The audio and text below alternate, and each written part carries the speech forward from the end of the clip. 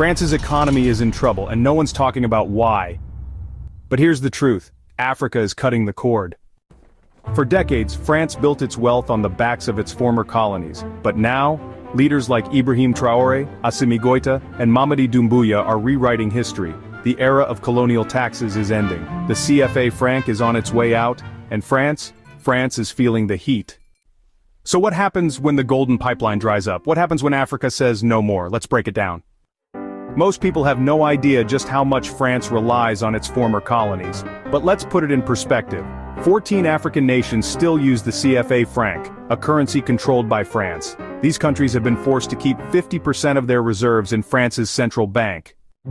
France gets first access to their resources, their trade, their wealth, all while African nations struggle.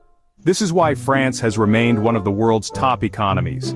Not because of innovation, not because of sheer economic power, but because of Africa. And now that foundation is crumbling. A new wave of African leaders is saying enough is enough. Ibrahim Traoré in Burkina Faso, cutting ties with France, taking back control of resources. Assimi Goïta in Mali, ditching French military presence, reclaiming sovereignty. Mamadi Doumbouya in Guinea, nationalizing industries, ending dependency. This isn't just a political shift, it's an economic earthquake. The CFA franc on its last breath, military presence being kicked out, trade deals under African control. France's grip on Africa is slipping, and without Africa's wealth, France's economy is heading for disaster. So what happens next? How does this shake France's economy to its core? First, the loss of billions in revenue.